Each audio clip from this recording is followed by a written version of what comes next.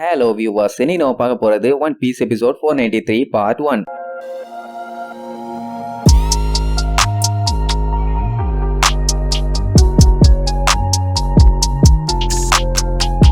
Open பண்ணா போன பாட்டுல நம்ம லூஃபி அவங்க அண்ணன் செத்துட்டான்னு சொல்லி கதர்னு காட்டுக்குள்ள கடந்து கதறிட்டு கிடந்தால ஜிம்பேக்கு ஃபீலிங்கா தான் இருக்கும். ஆனா அதுக்குன்னு என்ன பண்றது, அவங்ககிட்டயே டைரக்டா சொல்லிடுவான் உங்க அண்ணன் செத்துட்டான், இது ஒண்ணு கனவு இல்ல உண்மைதான்னு. சோ பயலும் பயங்கரமா ஃபீல் பண்ணி இது வரைக்கும் அவன் வாழ்க்கையில அழுகாத அளவுக்கு கதறி அழுவான். பின்ன சும்மாவா அண்ணனாச்சே. அப்படியே கட் பண்ணி ஈஸ்ட் ப்ளூல ஒரு 10 வருஷத்துக்கு முன்னாடி காட்டுறாங்க. எப்போன்னா நம்ம ஷாங்க்ஸ் லூஃபியை மீட் பண்ணி அவனோட தொப்பியை கொடுத்துட்டு போனால, அதுக்கப்புறம் என்னாச்சு ஏதாச்சுன்னு காட்டுறாங்க. நம்ம லூஃபியோட வில்லேஜே இப்பதான் முழுசா காட்டுறாங்க. அது ஒரு சின்ன கிராமம் தான், பேரு வந்து விண்டுமில் வில்லேஜ். மக்களுக்கு எந்த ஒரு பஞ்சாயத்தும் இல்லாம அமைதியாவும் ஜாலியாவும் பீஸ்ஃபுல்லாவும் வாழ்ந்துட்டு இருக்காங்க. ஆனா அந்த வில்லேஜ்ல இருந்து ரொம்ப தூரம் இல்ல, கொஞ்சம் தூரத்துல மவுண்ட் கோர்வோன்னு ஒரு இடம் இருக்கு. அது ரொம்ப பயங்கரமான ஒரு காடு. அந்த காட்டுக்குள்ள ஒருத்தன் என்ட்ராகிறான்னா நல்லா பயங்கர ஸ்ட்ராங்கா இருக்கணும். அப்படி இல்லன்னா அவனுக்கு அது ஒரு சாபம் தான், டெஃபினட்டா செத்து போயிருவான். ஏன்னா வீக்கான ஆளுங்க அந்த காட்டுக்குள்ள சர்வே பண்ண முடியாது. அது அப்படி ஒரு கொடூரமான காடு. அப்படியே கட் பண்ண நம்ம லூஃபிய அவரோட தாத்தா கார்ப் வாயை பிடிச்சு தூக்கிட்டு வருவாரு. என்னன்னா பையன் நான் கிங் ஆஃப் த பைரட்டா மாறுவேன், எனக்கு அதான் ஃபியூச்சர் ஆசைன்னு சொல்லுவான். அவங்க தாத்தா விடுவாரா,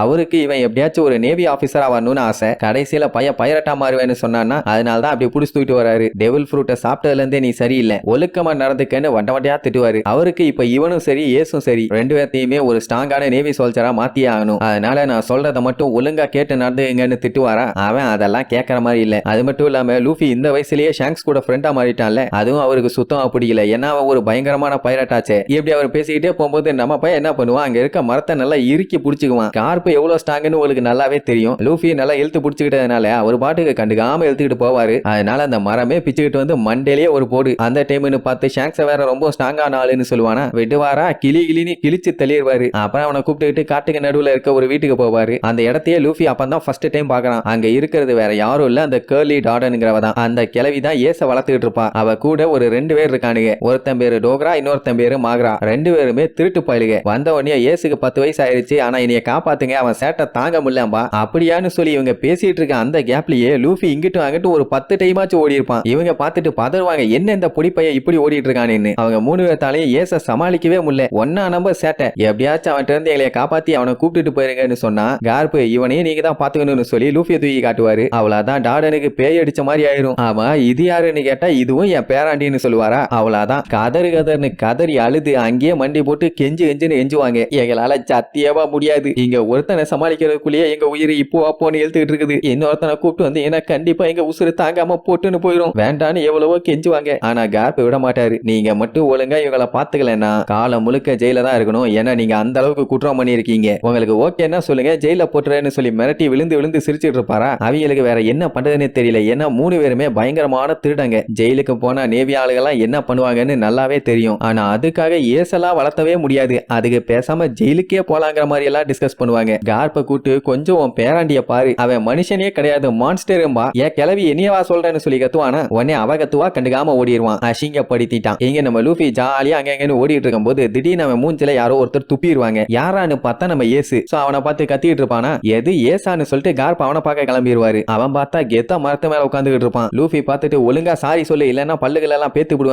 அப்பதான் கார்ப் நம்ம லூஃபி கிட்ட ஏச இன்ட்ரோடியூஸ் பண்ணி வைப்பாரு. இதுதான் ஏஸ், உன்னை விட 3 வயசு பெரிய பையன், இன்னையில இருந்து நீ அவங்க கூட தான் இருக்க போறேன்னு சொல்லுவாரு. 2 பேரும் கொலவெறியோட லுக்கூட்டுவானுங்க. மெயினா லூஃபி எல்லாம் பல்ல கடிச்சு நின்ன உடனே கார்ப் மண்டலே ஒரு போடு, அவங்க கிட்ட நல்லபடியா நடந்துக்கன்னு. இங்க இவங்களுக்கு தூக்கி வாரி போட்டுரும், அவ்வளவுதான் போச்சு, அவர் அங்க முடிவே பண்ணிட்டாரு. நிஜமாவே இவங்களை நாங்க தான் பாத்துக்கணுமான்னு கதறிக்கிட்டே கேட்பாங்க. ஏன் அதுல ஏதாச்சும் பஞ்சாயத்தான்னு டெரரா கேட்பாரு. இல்லையே எந்த பஞ்சாயத்தும் இல்ல, நாங்க பாத்துக்கிறோம். பாம் மேல பூ விழுந்தாலும் பூ மேல பாம் விழுந்தாலும் சேதாரம் என்னமோ பூக்குதான், பார்த்து தொலைறோம் பாக்கிய. இங்க லூஃபி ஏஸ் கிட்ட ஒழுங்கா சாரி சொல்லுன்னு கேட்டுட்டே இருப்பான். ஆனா அவன் பாடு கண்டுக்காம போவான். லூஃபி உடனே எங்க போன அவன்னு சொல்லிட்டு அப்படியே ஃபாலோ பண்ணி அங்க இருக்க வீட்டுக்குள்ள போவான். பார்த்தா திடீர்னு ஒரு கொள்ள கூட்டம் அவன் கழுத்துல கத்திய வச்சு ஒழுங்கா உங்ககிட்ட இருக்க பணம் எல்லாத்தையுமே எங்க கிட்ட கொடுத்துருன்னு சொல்லி இந்த புடிப்பையில போய் மிரட்டிட்டு இருப்பானுங்க. ஏன்டா லூசு கிறுக்கு மென்டல் பயிலாம் என்கிட்ட வந்து காசை கேக்குறீங்க, நான் என்ன அம்பானி பையனாடா, விடுங்கடாமா. அட ஆமா இல்ல அப்படின்னு அவங்க அம்மா அப்பா கிட்ட சொல்லி பணத்தை கொண்டு வான்னு சொல்லுவானுங்க. அம்மா அப்பா எல்லாம் தெரியல, ஆனா தாத்தா இங்க ரிமோட் டிஸ்டன்ஸ்ல தான் இருக்காரு, ஓகேவா நீ கேப்பான். அப்படியே அவங்க தாத்தா பேர் என்ன நீ கேப்பானுங்க. அந்த டைம் மாக்ரா கார்ப் ஓகேவாமா. அவ்வளவுதான் 3 பேர்த்துக்கு அப்படியே தூக்கி வாரி போடும். அதுக்கப்புறம் அவன் இங்கதான் இருக்க போறான்னு வேற சொன்ன உடனே அவங்க கூட இருக்க அந்த கொல்ல கூட்டம் மொத்தமும் அப்படியே ஆடி போயிருவானுங்க. எதுக்குடா அதுக்கெல்லாம் ஒத்துக்கிட்டேன்னு. ஏன்டா அவன் நமக்கு என்ன 40 ஆப்ஷனை கொடுத்து அதுல ஒன்னாடா பிக் பண்ண சொல்லுவான். அவன் கொடுக்கறத ஆப்ஷனா நம்ம தான்டா எடுத்துக்கணும். ஏன்டா புரிஞ்சுக்க மாட்டேங்கிறீங்கன்னு சொல்லிட்டு இருக்கும் போதே அந்த கேர்லி டார்டன் பெரிய தட்டுல எக்கச்சக்க கறியை குமிச்சு போட்டு பேசுறத நிப்பாட்டுங்க, இது சாப்பிடற நேரம்னு சொல்லுவா. உடனே அத்தனை பேரும் பாஞ்சு போய் வெளுன்னு வெளுத்து கட்டுவாங்க. லூஃபி சாப்பிடலான்ட்டு போனா அவனை விடாம மத்தவனுக்கு எல்லாம் கறியை போட்டு வெளுன்னு வெளுத்து கட்டுவானுங்க. அவனும் எவ்வளவோ போராடி பார்ப்பான். கடைசி வரைக்கும் அவனால ஒரு துண்டு கறியை கூட எடுக்க முடியல. நாயெல்லாம் அடிச்சு புடிச்சு எடுத்துட்டு போயிரும். கடைசியில நம்ம பயலுக்கு கிடைச்சது ஒரு கிண்ணத்துல கொஞ்சோண்டு சாப்பாடு. டேய் கிழவா, எனக்கு இன்னும் கொஞ்சம் சாப்பாடு கொடுன்னு கேட்பானா. வாயிலே குத்துவேன், நான் ஒரு பொம்பளை, என் பேரு கேர்லி டார்டன், நாங்கெல்லாம் யார் தெரியுமா, மவுண்டைன் பேண்டிட்ஸ் அப்படி இப்படின்னு ஓவரா பில்டப் பண்ணவன எனக்கு மவுண்டைன் பேண்டிட்ஸையே சுத்தமா பிடிக்காதுமா. அட நம்ம லூஃபி கூட ஒரு சின்ன கலவரம் பண்ணி அப்புறம் ஷாங்க்ஸ் போட்டு துவன்னு துவச்செடுத்தானே, அதனால அவனுக்கு பிடிக்காது. அவ கத்துன்னு அத்துவா. உன்ன மாதிரி ஒரு பொடி பையில இங்க வளர்த்துறது எங்களுக்கு பெரிய தொல்லையா இருக்குது. அதனால பேசாம எங்கேயாச்சும் போய் நாய் மாதிரி சாவு, உங்க தொல்லை என்னால தாங்க முடியலன்னு தொண்டையிலேயே கத்துவா. லூஃபி அதெல்லாம் கண்டுக்காம எனக்கு சாப்பாடு நிறைய வேணும், பசிக்குதுமா. அந்த டைம் ஏசு அவன் ஒரு 5 பீஸ் மீட் எடுத்து வச்சு சும்மா வெளுன்னு வெளுத்து கட்டுவானா.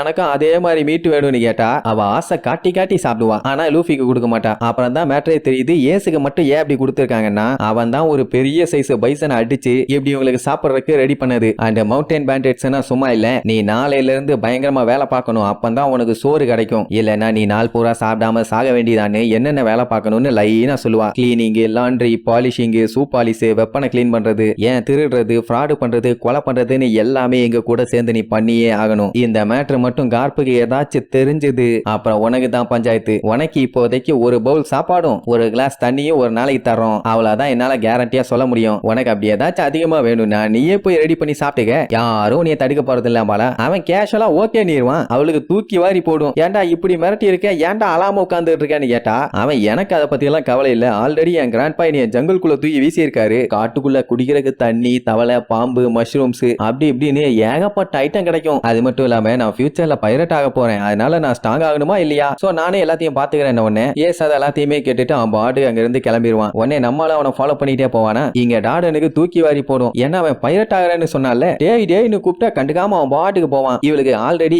ஏச கூட வச்சிருக்கிறதுக்கே செம காண்டாகுது. ஏன்னா அவன் பயங்கரமா முரண்டு பிடிக்கிறான். அது மட்டும் இல்லாம அவனுமே பைரட் ஆகணும்னு தான் ஆசைப்படுறான். இல்ல ரெண்டாவது ஒருத்தன் வந்தவன தாங்க முடியல. அதே நேரம் ஏசுக்கு பின்னாடி லூஃபி கத்திட்டே ஓடி வருவானா. அது ஏசுக்கு காண்டாவும். அவன் நீ என் மேல துப்புனதெல்லாம் நான் மன்னிச்சிட்டேன், என் பேரு லூஃபி அப்படின்னு ஷாங்க்ஸ் கூட நடந்த மேட்டரை பூரா சொல்லி நம்ம இதுக்கப்புறம் மாத்தி கோவப்பட்டுக்க வேண்டாம், ரெண்டு பேரும் நல்ல ஃப்ரெண்ட்ஸா இருக்கலாம்னு சொல்லுவான். உடனே ஏசு காண்டாயி அங்க இருக்க மரத்தை ஒரு மிதிப்பான். அப்படியே மரம் சரியும். பொடிப்பையிலா இருக்கும் போதே அவனுக்கு அவ்வளவு பவர் இருக்குது. இவங்க இருக்கிறது ஒரு ஸ்லோப்ல. அவன் மிதிச்ச உடனே அந்த மரம் சரிஞ்சு நேரா லூஃபிக்கு நேரா உருண்டு வருமா. அட சண்டால பையலேன்னு சொல்லிட்டு வேகமா ஓடி வருவான். கடைசியில பார்த்தா டெட் எண்டு. சோ பையன் நல்லா சிக்கிட்டான். இங்க ஏசு தொல்லை ஒளிஞ்சுன்னு சொல்லிட்டு அவன் பாட்டுக்கு போவானா. பார்த்தா மறுபடியும் பின்னாடி வந்து நின்னுட்டு இருப்பான். உடனே ஏசு நேரா லூஃபி கிட்ட வருவான். லூஃபிக்கு சந்தோஷம் தாங்க முடியல, நம்ம கிட்ட பேச வரான்னு. ஆனா வந்தவன் இவங்க நின்னுட்டு இருந்த பிரிட்ஜை ஒரு அடி அடிப்பான். சோ லூஃபி மேல இருந்து தெரிச்சு கத்திக்கிட்டே கீழே விழுவான். ஏசு அப்படியே கொலவெறித்தனமா அவனை லுக்குறதோட இந்த எபிசோடுக்கு எண்டு கார்டு போட்டு முடிக்கிறாங்க.